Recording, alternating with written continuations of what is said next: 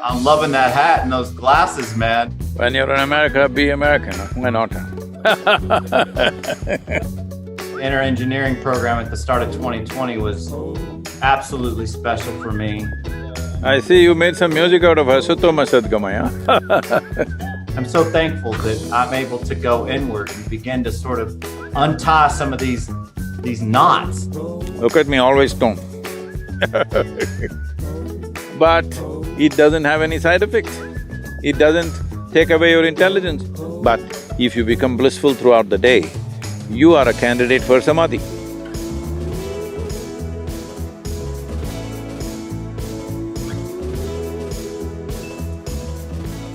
Hey, namaskaram, good afternoon. Hey, Chad, buddy. how are you doing? I'm fantastic. I'm in Austin, Texas, just in the studio working on some music. How are you, bike rider? We are in an absolutely spectacular place, as you can see. Man, that thing looks amazing. I've never been there, but wow. Mato Tapili, whatever that's called, today it's called as Devil's Tower, unfortunately, but a very spectacular and powerful space out here. Well, I gotta say, I'm loving that hat and those glasses, man. You're looking like, you're all American right now. I'm digging it. When you're in America, be American, why not? That's what it is, dude. Well, I gotta tell you, thank you for coming on. This year of 2020 has been outwardly chaotic for so many, even people that I know, and to be able to go through the inner engineering program at the start of 2020 was absolutely special for me. Most appropriate time for you. Yeah, because Dave and I, as Tritonal, we're touring 100, 120 shows a year for the last decade, and there's not been a lot of breaks. And so to be able to do that program and then to be able to continue with my disciplines all this year has been a true blessing for me. So thank you for that, my friend. Tell me, Chad. It is this 2020, I know people are seeing it as a great debacle. It is on many levels. Unfortunately, so many people, nearly 1 million people have lost their lives. So many people have lost their loved ones. Every day, at least a dozen people that I know well are dying, at least a minimum dozen people. And the worst thing is when people die, their parents die or their brothers or sisters or even spouse dies, they're not even able to go and attend to that. That is a real tragedy. And of course, loss of jobs, loss of businesses, closing down of many businesses, all this is there. But one thing we need to understand is, as you said, and the same is true for me, and as long as people or the populations don't move towards starvation, which I think in today's world we can take care of largely. Even from our yoga center, we've been feeding over 16 to 18,000 people every day to ensure that those people don't go into starvation.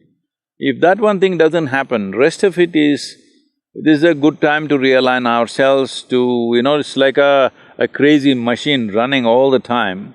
All of us on full throttle, nobody knows who's holding the steering wheel. So here it is, the machine has come to a kind of at least if not a halt, at least a slowdown. This is the time to take charge of the steering wheel and see where is it that we want to go as human beings.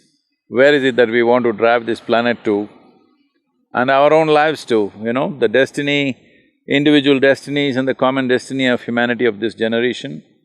I think this is the time to recalibrate all that. Yeah, it certainly has been for me, and it has been for my production partner, and from, we produce music, and I think for the longest time as musicians start to garner success, we're traveling all the time, we're in and out of hotel rooms, we're in and out of festivals and venues in Las Vegas and places like India and far off countries that we've never been to before, always on airplanes. You get caught up in this whirlwind of more is better, and this paradigm that how do we reach more fans? How do we have bigger records? How do we play bigger shows? And it's all just attaining, it can be, without conscious awareness of the purpose and a validation of the why. And I feel like this has been the most important time for us to ask ourselves, who am I? And how can I be a light of inner equanimity to share to other people on stage, in commercial spaces, in commercial festivals, and at commercial venues and concerts. And so, doing the inner engineering was amazing, but more importantly has been the daily, 4 or 5 meditations a day, and the chanting of Om, and the Hatha yoga, and the… I see you made some music out of Asatoma Sadgamaya.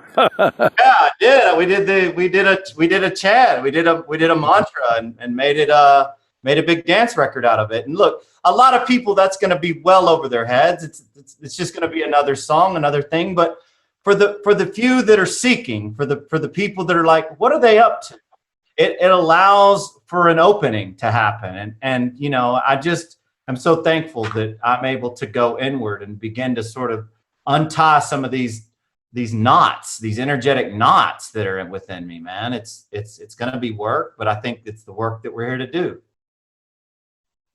If we don't take care of our interiority, all our external activity, no matter what it is, becomes meaningless, because ultimately, the only thing that you have is life. Everything else is just an imagination. What is your bank balance, what is the size of your home, what is the model of your car, and all the other nonsense is just in your head. The real thing is only your experience of life, how profound it is, how intense it is, and how wonderful it is, that's all there is. The life is all that we have, the rest is all made-up stuff. Yeah. And the Isha program has been absolutely wonderful to be able to just remember some of those basic tenets of like you say, we're in this spacesuit, but not many of us have figured out how to work our spacesuit. And so this year's just been a year for Dave and I to ask ourselves, what do we know who we are? Do we know how to work our spacesuit? Am I inwardly equanimous? Am I blissful? And the answer is honestly was a lot of times no. And there weren't necessarily tools in place in order to do anything about it. And now there have begun to be some tools. How's the trip been across North America? How has it been for you driving so many miles a day? Are you tired? Are you energized? You feel good? I'm good that way, it's just that, weather has been great, except after we came towards Dakota and now into Wyoming, the winds are blowing at 50 miles an hour, taking the motorcycle sideways all the time. A hard job to keep it on in the in the lane, it's just going away. So, these modern motorcycles have so much of shield and all the fancy carbon stuff that is taking the wind and becoming like a sail, just pushing it away. How many miles are you guys doing on average a day? Till now, from the day we left, my motorcycle is right now reading, I think 3600 something. Wow. So, initially we made very good, riding distances because there were no stops, so we almost did 600 to 700 miles per day. But now last few days we've been talking to this, we've been going to these Indian reservations, talking to these medicine men, the chiefs, and other things. So last 3 days we have not done much distance, but we are doing more generation of material we're shooting here. With this background, it's fantastic, so we decided to stay a couple of days and shoot.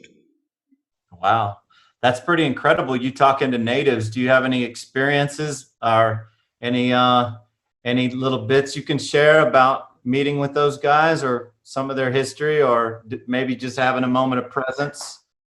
One thing is, there is a certain sense of hope now compared to how they were. They were feeling quite hopeless that, they had no freedom to practice the religious practices till about, I think 74 or 76, 1974 or 76. After that, this Religious Freedom Act came, and even though it came in enforcement, it did not happen. They feel in the last 15–20 years there's more freedom for them to practice their religion.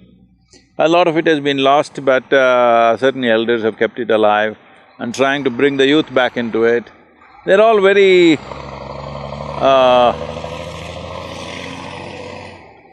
kind of pained because the young people have gone into alcohol, drugs, everything. So they are striving to get them back to their ways. And for most of us, a Native American means you would have seen them only in the Wild West movies, and he was always the epitome of physical fitness and he runs miles and whatever, all that stuff. But now everybody has become, taking the shape of the earth, and that has been a concern for the elders, and they are trying to bring their ways of how in ancient times they stayed fit and they stayed well and they were connected to the land all the time. The most significant aspect of their life is their connection with the land. They're trying to bring that back, but chemicals, alcohol, all these things have taken their space. But at least they're feeling hopeful that in the next 10-15 years, they will have more of their culture living than it has been in the past. Wow. That's heavy for you to hear. And it touches me personally because for so long, early in my adult life, I felt cut off and I felt a bit traumatized from at one point early in my childhood. There was, I would say, a real connection, but the teachings were always so separating in that if you have the right thoughts and if you believe the right things, then you'll go to the right place. But the others who don't have the right beliefs, they go when they are eternally tormented. And this sort of like upbringing brought me to a place in my early teens where alcohol and drugs weren't the problem. They were a real solution for me early on, and they allowed me to feel a sense of inner ease where there had been so much inner turmoil and a sense of inner peace. Even though I was below waking consciousness, the inner pain and suffering was momentarily removed. And for a long time, I became deeply addicted. And I've been sober now almost 15 years, and I've now co-own a treatment facility and a rehab center called Infinite Recovery, and we have 10 sober living homes. And so, alcohol and drugs in the United States and in all over the world has become a big deal. And as a guy who makes electronic dance music that's, focused on people having fun and experiencing and opening through music, there's a lot of people who get caught up in that. And so it's important for me to not only to stay sober, but to awaken so that other people can see that you can change. People can change. And I think that a lot of people get caught up in that stuff and they feel like it's over and this incarnation's done. People can change if they take that step in time.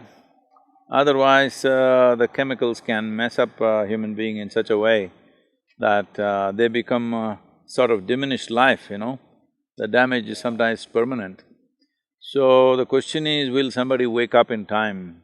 Is always a question that now that you're doing this work, if possible for you, you must also take up some Indian reservation and work with them, because it is rampant out there and they don't have the same facility and they don't have the same attention from the government, and it's some of the most impoverished societies are actually reservations, and they don't have really means to do that. Having said that, see, about this drug and alcohol, I know it's kind of picked up like a huge, massive culture among the youth, and they think if you're not into it, obviously you're not living.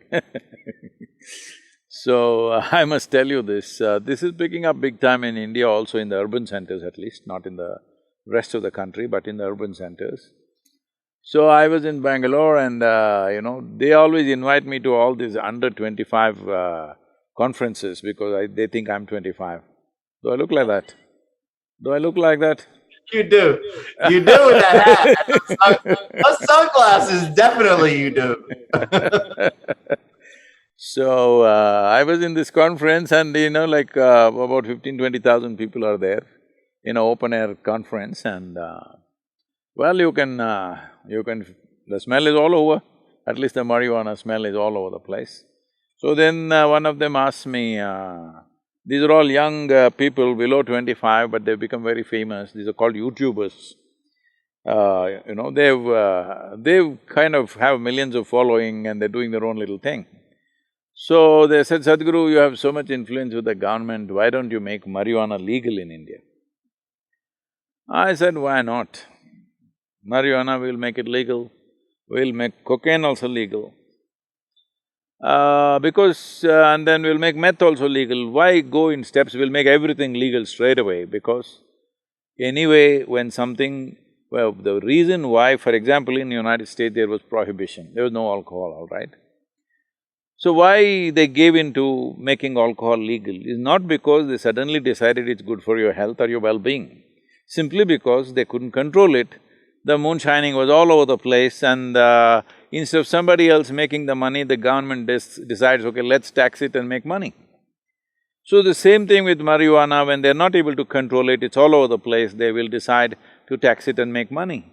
If cocaine becomes all over the place, probably they'll do the same thing another 10-15 years. If meth becomes all over the place, that's what they will do, and somebody will of course write an article saying how meth is the best for the growth of your brain, you know? I'm saying these things will happen, this is how society has worked always. Not just one society, all societies, this is how they have usually worked. So I said, I will make it, no problem. Why is it that you're asking me? You want to go to your university smoked up, is it? I don't know what's the words in America, in India. Stone is there, but that's going too far. I am stoned, always, that's why I'm not showing you my eyes. I am always stoned without any substance. So in India, they say tobacco means it's smoking. If they're doing marijuana, it's smoking up, they're smoked up. I said, do you want to go to the university smoked up? They said, why not? I said, let's do one thing. Let's say we want to take you on a small plane ride. On a little plane, we'll give you a joyride. But the pilot comes smoked up. You want to fly with him? They say, like this. I say, okay, you don't seem to get it. You need a major surgery right now, and you see the surgeon comes smoked up. You want the surgery? They say, no. So you clearly understand, in some way your faculties are impaired. And why with impaired faculties, you want to go to the university? You say, I don't want to go to the university, that's fine with me. You want to go to the university with impaired faculty, what is the point of that? You clearly understand something is down in you, but you say you're high. I said, from now on, don't use the word high. Whenever you smoke, you say, I'm down. Because that's the appropriate word. Because something is down, nothing is up, all right? You think you're high simply because it's giving you a chemical high for some time, and you will go down naturally. So the simple thing is just this is something all youth should understand and strive for. See, the greatest chemical factory and the most sophisticated and complex chemical factory in the universe that we know of is this human mechanism. If you know how to manage it, you can be always blissed out, stoned. Look at me, always stoned. But it doesn't have any side effect. It doesn't take away your intelligence, it doesn't put you down, it doesn't take away your awareness. Today, there is much research in this direction. This this inner engineering, what you did was only the online thing. The Shambhavi Mahamudra practice, which is a completion program, unfortunately we're not able to do it right now. With this practice, 90 days of practice, they are saying some of the universities, this Rutgers University, Harvard, Florida and other Indiana universities, they all came together and did a research on this practice. And they said your BDNF, that is the brain-derived neurotropic factors, are up 300%. And your cannabinoid receptors, your endocannabinoids, that is, within the body there is a production of cannabinoids, that is up by 70%, always. So all the time we are on dope, but internally. So because of this, you're always joyful, blissful, no stress in you, but it doesn't take away your awareness, it makes you extremely aware. This is what humanity needs. Only thing is, it is within you and you have to do something to access that. Instead of that, you're going and picking weeds outside, which is a poor substitute. Yep. Poor substitute, and it leaves you high and dry. The tricky No, it makes part… you down, not high, down, down and down. Down and dry. The tricky part is when you're a young kid and come from a broken home or an impoverished neighborhood, and you don't have the teaching, and even if you did, don't buy into the teaching, a lot of kids go for whatever's there and in front of them. And so your message and the message that this can happen for people is vital, in my opinion. So that is what is most significant about these times. That is, this is the first time in the history of humanity that we can sit here. See, I'm here in Wyoming, you are there in Texas, and somebody may be there in Bangalore or somewhere else. But now, sitting here, we can speak to just about anybody in the world. This is the first time that we are able to communicate to the entire world. At such a time, if we do not bring transformation in humanity, that means we just don't care, that's all that means. See, never before, maybe many people have come, many mystics, yogis, realized beings have come in the past, great beings have come, but if they speak, hardly 10 people can hear. This was the condition. But today you can sit here and speak to the entire world. When this possibility is there, if you do not transform the world, it is a clear statement you don't care a damn for the humanity around you. Yeah, that's right. That's 1,000%. And I have a couple of questions that I thought that I've got to ask you, because this is obviously a massive moment for me personally. And I know that I wanted to know, in your opinion, on the Kriya transmission, if you felt like the Kriya transmission could be done effectively through the teachings alone, like in the SRF technique or other techniques that leave the teachings as the guru, or if you felt like you need a physical guru or a physical being on the planet to have effectiveness with the Kriya transmission. See, if you want to transmit Kriya, there has to be some kind of a source, a power source. Is it a physical human being, or is it a form that people have established, or is it some other source that they've established? We do not know, but if you need a power source, without that you cannot transmit, because to transmit you need something, a source. So one important reason why online and other things we've been hesitating, but right now we are working on a system as to how to do it. Probably in the month of November or December, we may do a transmission for a large number of people, the Kriya transmission, online. But now what we are setting up is, we are setting up over 100 instructors who will talk to each one of them and prepare them. All we want is, those 3.5 to 4 hours that I need to transmit this, they must be absolutely there. They should not be attending to their phone, they should not be talking to their family, they should not go for a bathroom break. They must be absolutely with that. If they pay that kind of attention, we can do that. But the risk of they not paying that attention is very high, so we are running probably a week-long preparatory steps with the teacher, with the instructors, so that the necessary preparation has been done, and then we will do the transmission. This is the first time we are attempting this. In terms of transmission, it is not a problem, because I have initiated more people that I have not seen and met than people that I have seen and met. When the need arises in them and they're open, wherever they are, we will always try to initiate them. So that can be done, distance is not the problem. The problem is the attention. If we can manage the attention from the other end, we can transmit Kriya long distance. That's awesome. Well, congrats. That's exciting. That's going to be massive for the world and massive for a bunch of people who can't do Shambhavi right now because of COVID. So that's awesome. I have another one. This, as a Westerner and as somebody who's usually touring all the time, a householder, a dad who's got twin boys and a little girl, you know, as an entertainer who's constantly traveling like yourself and trying to meditate upwards of 4 times a day, are there any psychological and physiological indicators of somebody when they're doing disciplines eagerly and rigidly over time that would indicate that they're coming up on a samadhi-like experience? Are there any signposts? Are there any things that we should look for? See,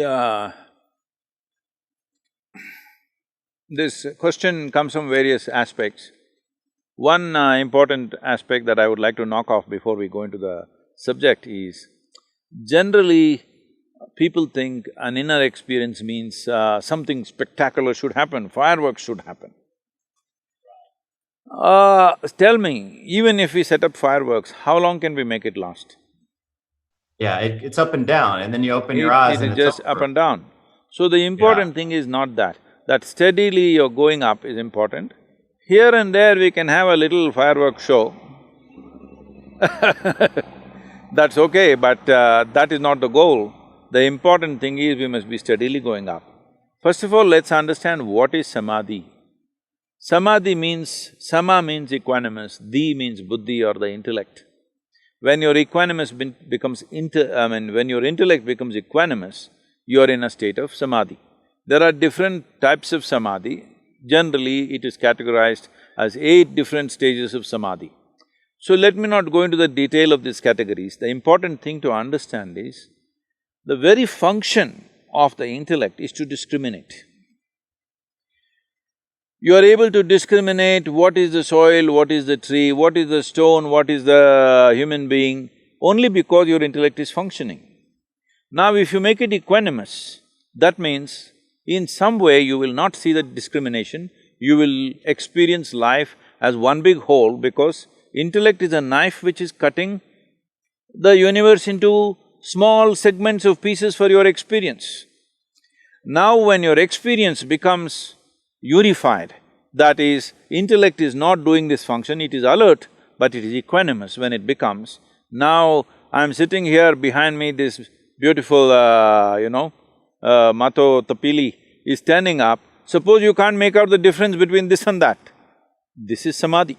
I'm putting a very stark example. But in your inner experience, every human being is experiencing some states of minor samadhis. Somewhere they put down their intellect and, they experience some kind of togetherness. You can call it love, you can call it affection, you can call it, friendship, but some moments where discriminations are taken away and there is some sense of togetherness. But now the question is to maintain this every moment of your life. So, simple way of seeing whether I'm moving forward or not is, when you wake up in the morning well, if you're unwell, if something else, let's leave that. Let's say you're perfectly healthy. You wake up in the morning, how does it feel to wake up in the morning? Waking up in the morning is a very important ritual in the yogic culture, how you wake up in the morning. So, when you wake up in the morning, does a smile naturally appear on your face, or do you have to smile? Or are you in some kind of a blissed out state when you wake up in the morning? Or are you tense when you wake up in the morning? Are you agitated? Or before you wake up already you're bothered about something? These are simple indicators. If you notice, there is a certain equanimity when you wake up in the morning. Well, it's a good sign. Just keeping that through the day is what it is. Don't look for spectacular fireworks, because those fireworks will never last. But if you become blissful throughout the day, you are a candidate for samadhi, for sure. Because the number of troubles that are going on in everybody's lives, okay? There is nobody's lives which is all perfect. If you have to be blissful, you have to be equanimous, otherwise there's no way. There must be samadhi in you for you to be blissful through the day, irrespective of the situations that are going on. If you go in reaction or in judgment of the situations that are happening in our life, nobody can be blissful on this planet unless somebody is wearing those, these days they are wearing those, what are those goggles which are giving them virtual reality, and they're in la la land, I'm saying. VR, baby, VR glasses. That's great. That's great. And I think that's a great indicator. I was wondering about, you travel all the time. You're always on airplanes, you're always in different countries. As an entertainer, we were on airplanes literally every weekend going across the world. And I found that I've been home so long this year that a routine has been so key in garnering these states of inner equanimity. And there's a part of me that's a bit fearful and worried about being out on the road, up all night, late nights, early flights, hotel or airplane food, airport food. Do you have any advice about just preparing myself as an entertainer for inner equanimity and love with a touring regiment that can be that taxing?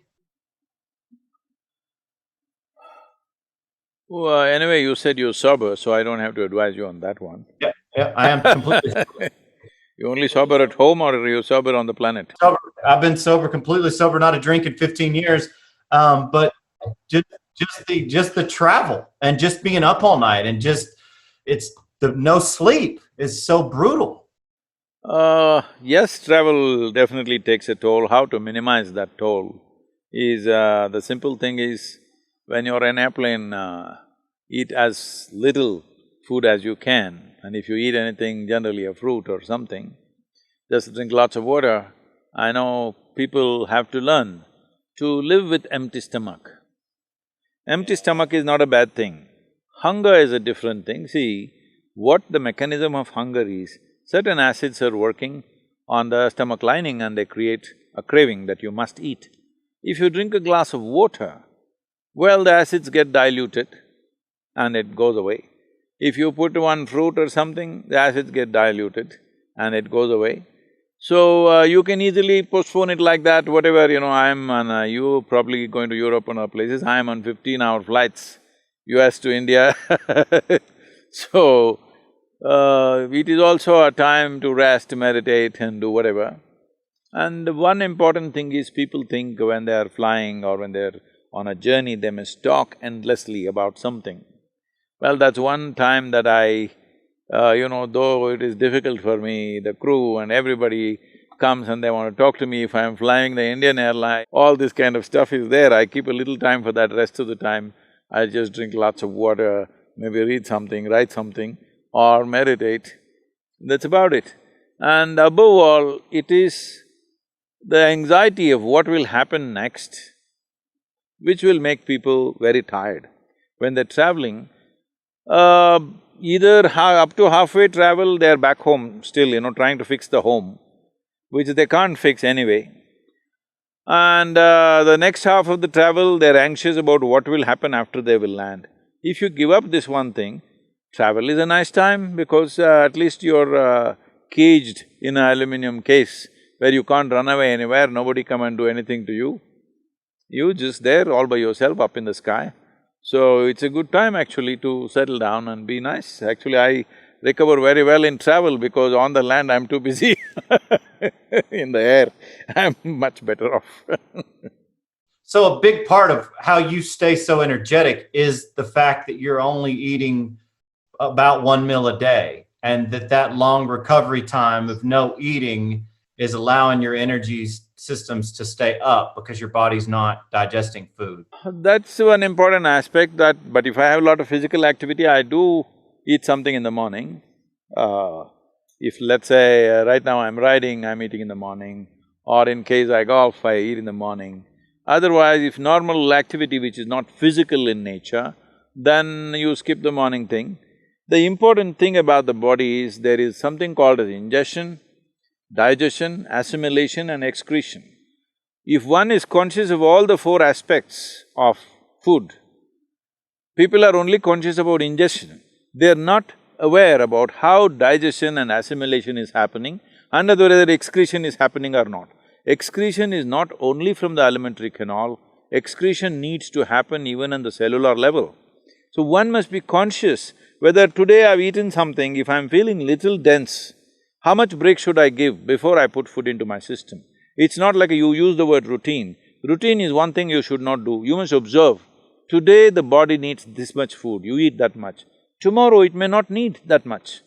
Every animal is aware of this. You see, even if you have a dog at home, certain days he refuses to eat, but these days they've made him so stupidly disciplined that he eats every day. Otherwise, naturally on certain days that he won't eat. He likes to eat some grass or something and puke and he does his own cleansing system for himself. So, all creatures are aware, human beings are using their intellect to decide what they should do. No, you must observe. See, this is the fundamental thing. we have given, because of the education systems that people go through, we have given too much significance to our thought, not to our attention. Our attention is the greatest thing we have, not our thought. Our thought is a kind of a, product of little data that we have gathered. That's not going to get us anywhere. It's our attention, the keenness and intensity of attention which can take us from one dimension of living to another. That's good. That's really good.